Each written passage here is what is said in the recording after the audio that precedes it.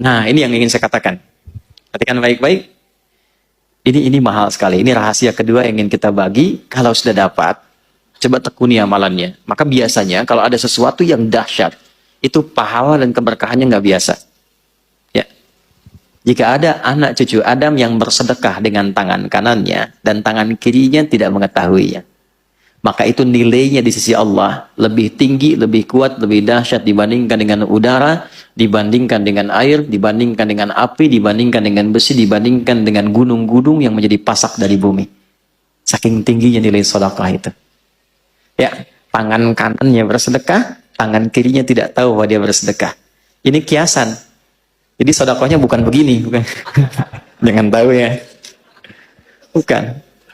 Ini kiasan. Gambaran, seperti tangan di atas lebih baik daripada tangan di... Ingat ya, kalau ngaji bahasa Arab nanti 85% dari bahasa Nabi itu bahasa majaz, kiasan. Kata Nabi orang paling fasih bahasa Arab. Orang Arab tuh kalau sudah fasih, kata-katanya balaghah. Nah, yang dimaksud tangan kanan memberi, tangan kiri itu tidak melihat, maksudnya menghindari riya. Menghindari apa? Riya. Ya, memberi tidak harus banyak orang tahu. Nyumbang tiba-tiba udah jadi hamba Allah gitu kan. Nah, itu lebih baik. Memberi terbuka pun nggak apa-apa. Siapa yang mau bersedekah untuk masjid saya 100 juta, boleh-boleh saja, asal bisa mengendalikan perasaan dirinya.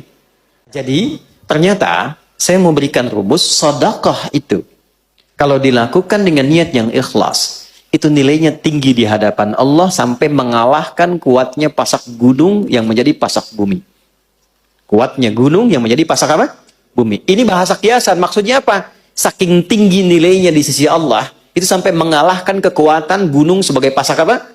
Bumi. Makanya kalau ada orang bersedekah dengan bentuk harta, itu nilainya di dalam surah Al-Baqarah di ayat 261. Itu paling sedikit 700 kali lipat.